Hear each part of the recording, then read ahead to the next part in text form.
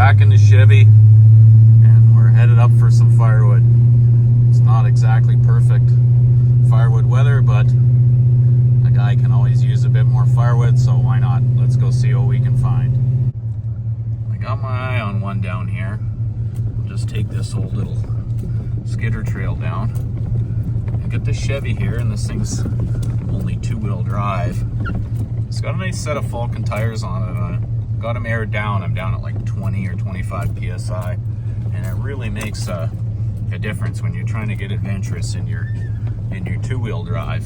Having a good set of tires and airing them down. I got my eyes on one here. It's nice standing dead. That's it right there. Unfortunately, it's in a bunch of this second growth. So let's, and everything's wet. Let's sneak in here. See how it looks. They'll get soaked. Okay. Yeah. That's some nice firewood. Not crazy big.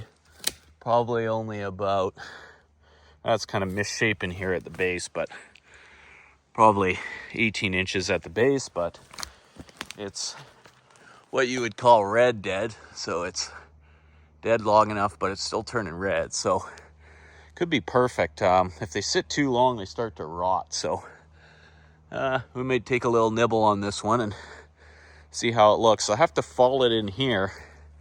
And I don't want to damage any of this second growth. So probably try and pick the most reasonable falling direction, which I think is going to be out through here. Looks like we got a nice path kind of right here. So we'll get set up and we'll try and drop it right here. You can see the truck out through the trees there, and I got some access out to this old road, so I can drop it nicely and buck it up and just pack it out to the truck, which will be right there. Let's get set up.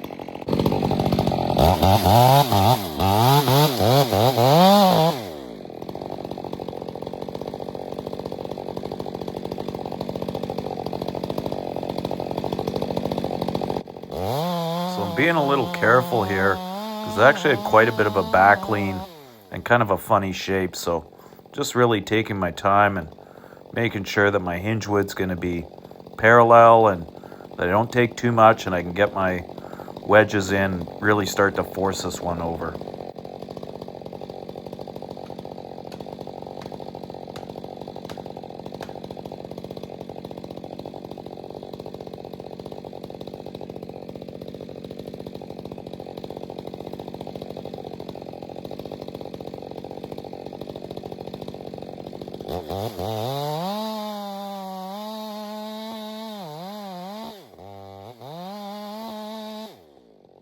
Yeah, same thing here, guys. I'm just taking my time, really looking at what the other end of the bar is doing, making sure my direction is exactly where I want the tree to go. And I don't have a lot of escape room in this situation. I'm kind of jammed in all this second growth timber here. So just getting in really carefully, working the wedges and taking my time. An extra 5 minutes falling this tree, not going to hurt anybody.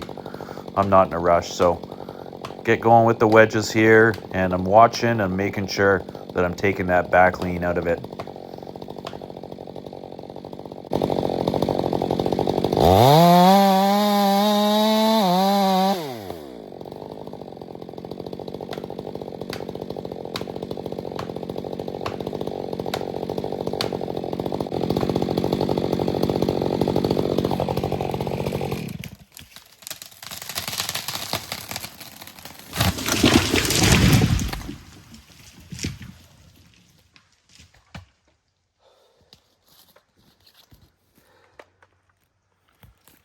Whew.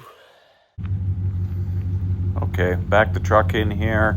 Nice to be able to fall one right on the road like this and get going and delimit. The tops of these Douglas firs are always really nice. Other than the knots, a little bit tough to split, but great firewood. It's always nice and dry, the top of the tree, and usually don't have any rot at all. So I just grab all of it. Might as well take it. It's all good firewood.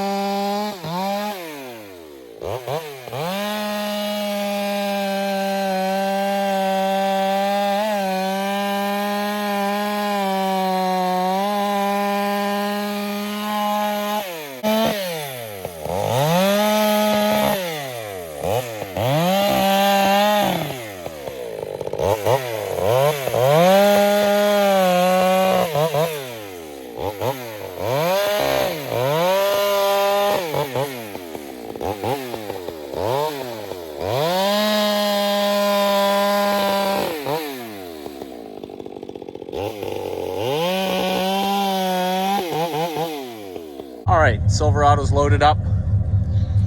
Nice load of rounds there. That's gonna be really nice splitting firewood. So let's run this down, unload it at the cabin, and come back for some more later. All right, we are back. Truck is empty.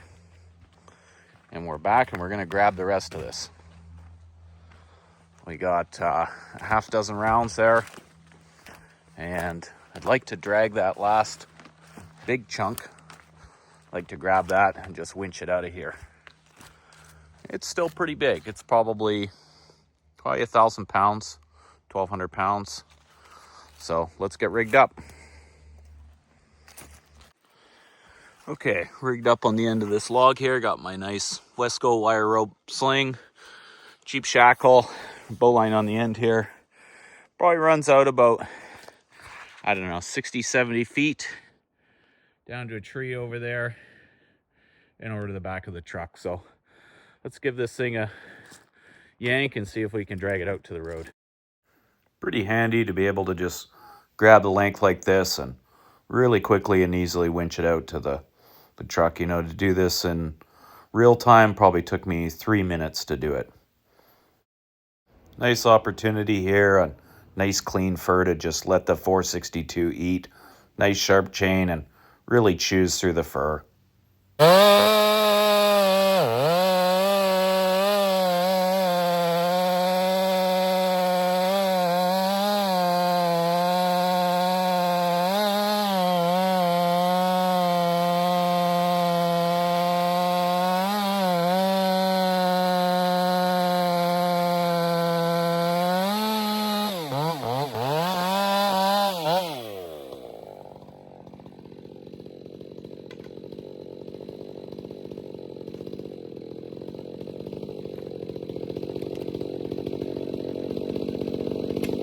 If you've watched any of my other videos, you'll know that packing full rounds out is not really my normal process for firewood. I much rather just quarter it in the woods. If I was doing a lot of this big rounds, I would rig up some sort of little crane on the back of the truck and a grapple and just use that to lift them in. All right, guys, that's it for today.